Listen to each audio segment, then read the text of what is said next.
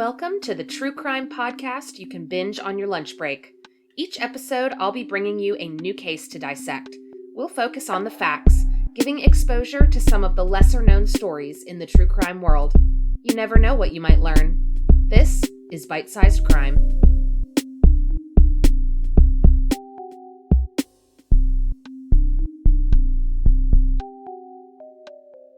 Welcome back to Bite-Sized Crime. This week's case is one that I came across while researching the story of Crystal Beslanowicz for last week's episode. As I dug into Crystal's story, I saw the same name mentioned a handful of times. Melissa Griggs, a sex worker who had been murdered just weeks before Crystal.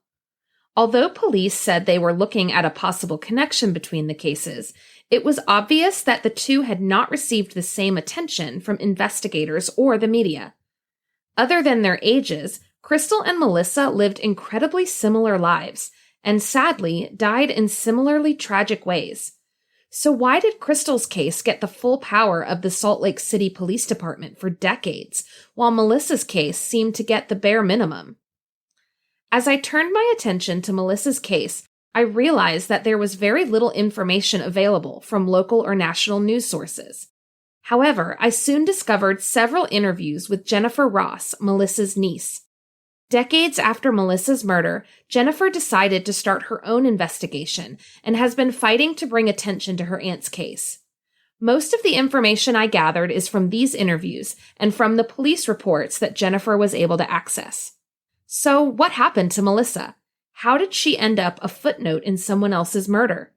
Her sad story begins in Ohio in the 1960s. Melissa Griggs, known as Missy by her family and friends, grew up in a middle-class Midwestern family.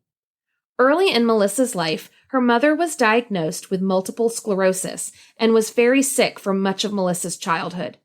She eventually became so ill that she was taken to live in a nursing home in Illinois.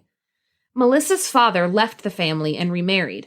Melissa and her siblings were left to their own devices. When Melissa was 14, she got pregnant. She was sent to live with family friends in Chicago, where she gave birth and gave the baby up for adoption. Melissa was then sent to live with her elderly grandmother, who was unable to provide a stable living situation for a teenager who had already experienced so much trauma. Melissa quickly headed down a path of self-destruction, getting involved in drugs and prostitution. In the 1980s, Melissa got married and gave birth to her second child. But the relationship soon ended in divorce, and Melissa walked away from her young son. Over the next decade, Melissa bounced between Illinois, Ohio, Oregon, and Washington. In Seattle, Melissa was arrested on drug charges and received probation, but she absconded on the probation and ended up in jail for several months. But by the mid-90s, Melissa seemed to be getting her life back on track. She told her family that she had gotten sober and was planning to get married. But on Thanksgiving Day in 1995, her family received a devastating phone call. Melissa's body had been found on a Salt Lake City street. Her family was shocked. They hadn't even known that Melissa was in Utah. And they had just spoken to her recently. She had asked them to send money so she and her boyfriend could buy a Thanksgiving turkey. How had she ended up dead? Melissa had apparently been living in Utah for a while, even picking up criminal charges for shoplifting and prostitution during her time there. Court records listed her as transient, showing that she moved around from place to place, including seedy motels and friends' couches. In November of 1995, Melissa was living with an older man in West Valley City who was known for taking in transients. Around 1:30 in the morning on Thanksgiving Day, Melissa asked the man to borrow his car. She said she was going to meet someone who owed her money. At 2:30 that same morning, a man was awakened by his barking dogs. He looked out his front window and saw a car idling on the street outside. Not thinking anything was suspicious, the man went back to bed. When he woke again at 6:45, he noticed that the car was still there. When he went out to investigate, he discovered the body of a woman in the car. The man immediately called 911. When police arrived, they found a bloody scene. The woman was lying face down across the front seats of the small hatchback car. She was nude from the waist down, wearing only a pink sweatshirt. Other pieces of clothing were scattered in the back seat. Blood covered her face. It appeared she had been severely beaten. But she had clearly put up a struggle. Blood was splattered across the front and back seats of the car, and the rearview mirror had been broken off. As investigators processed the scene, they noted that there was a used condom on the floorboard of the car and a condom wrapper on the dashboard. However, neither item had any blood on it. A pack of cigarettes and a lighter were found, as well as a pair of blue rubber gloves and a large jar of change that was undisturbed. The keys to the car were missing. The victim was soon identified as 33-year-old Melissa Griggs. An autopsy revealed that not only had Melissa been beaten, she had been manually strangled until she died. The medical examiner noted that there were fresh track marks on her arms, indicating that she had been actively using drugs, but there was no toxicology report to say whether she had drugs in her system when she died. No drug paraphernalia was found in the car. Investigators began looking into several promising leads. Melissa had supposedly been going to meet a friend who worked as a cab driver. He had allegedly supplied her with heroin in the past. They also looked into the man who had found her body on Thanksgiving morning. The neighborhood was a popular spot among sex workers and drug dealers. Detectives even explored the idea that Melissa had picked up someone who then decided to kill her in the moment. Then, as suddenly as it had begun, the investigation stopped. The last report in Melissa's case file was a 2-paragraph interview with an unnamed witness on December 5, 1995, just 2 weeks after her death. 2 weeks of investigation, 2 weeks of solid leads, then nothing. With so much physical evidence and momentum in the case, why did police suddenly stop investigating? For nearly 9 years, Melissa's case sat untouched. In August 2004, a detective was assigned to look into a new lead. The police report stated that the individual in question had recently been booked on suspicion of a homicide that was very similar to Melissa's. Who was the individual? The brother-in-law of the man who discovered Melissa's body. This brother-in-law was a known cocaine user and frequenter of sex workers in the Salt Lake City area.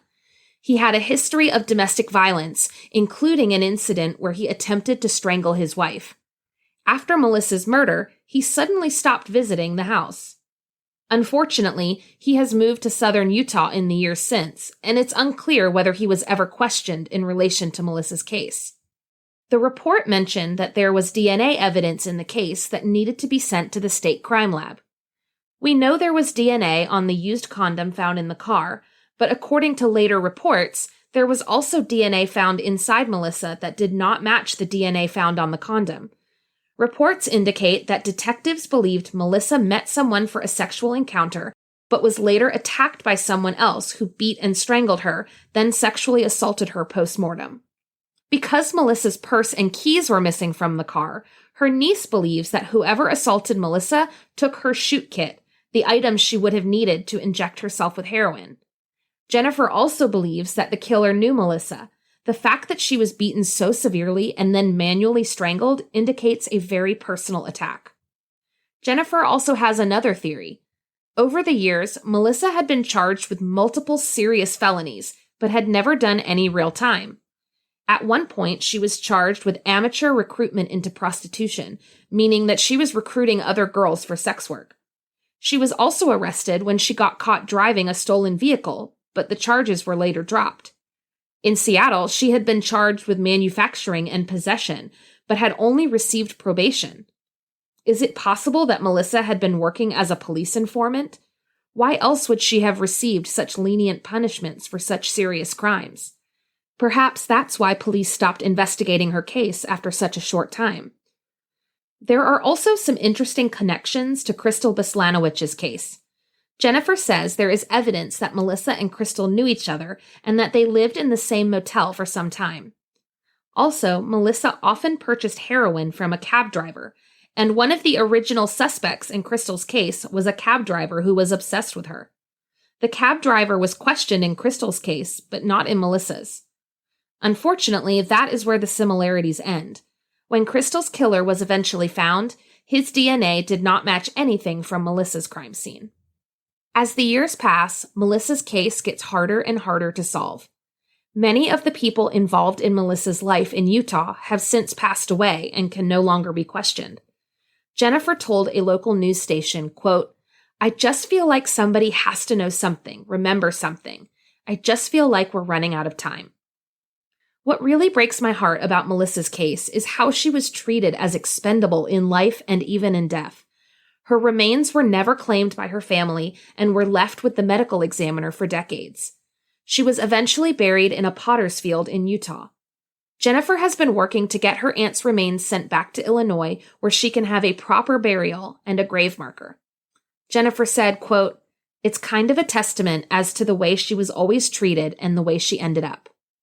Sadly, there is still very little movement on Melissa's case. Jennifer continues to advocate for her aunt, but until someone comes forward with more information or the Salt Lake City Police Department decides to dedicate more time and resources to the case, it's likely that Melissa's murder will remain unsolved. If you have any information regarding Melissa's case, please contact the Salt Lake City Police Department at 801-799-4636. All tips are anonymous. Please share Melissa's story on social media. Her case deserves the same attention Crystal's received, and she deserves the same justice.